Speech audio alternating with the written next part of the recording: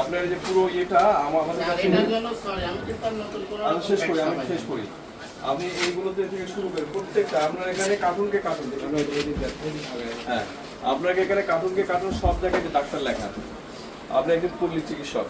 আমি যখন আসলাম আমি আপনাকে বললাম আপনি আমাকে ওইটাই বললেন যে আপনি ডাক্তার আমি যখন একা আসছি আপনি বুঝতে পারেন না আমি যখন তখন উনি হ্যাঁ আপনি যখন আসছেন তখন তো আপনি তো ডাক্তার হিসেবে পরিচয় দিচ্ছেন আপনি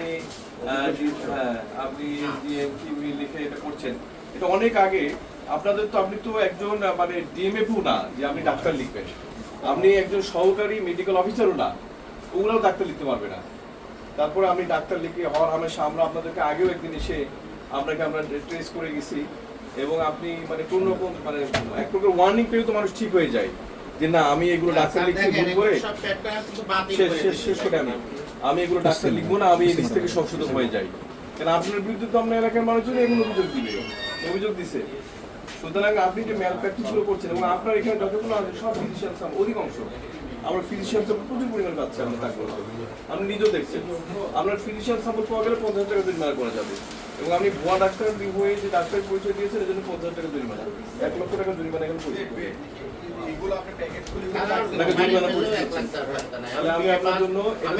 আমি বিএ পাস করছি এমনি পল্লী চিকিৎসকের প্র্যাকটিস করে ফার্মাসিস্ট নিজে ডাক লাইসেন্স নিজে করে আপাতত প্রাথমিকভাবে পল্লী চিকিৎসক হিসেবে দেই কেবল প্রতিষ্ঠানটা আমার কথা শেষ করলাম আপনাদের ফোন পাওয়ার পর থেকে একটা কোন রকম নতুন করে এই প্যাডগুলো কার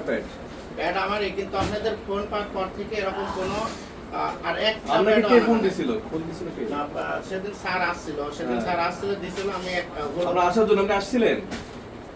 আপনি আসলে আপনি আমাদেরকে ওয়েট করছিলেন 1 ঘন্টা ওয়েট করা 1 ঘন্টার কথা বলছেন শেষ হয় না আপনি কথা শেষ করতে দিবেন আপনি আমাদেরকে বলছেন 1 ঘন্টা ওয়েট করতে আমরা আসছি অভিযানে আমাদেরকে বসে রাখছে তো ঠিক আছে আশপাশে ছিলেন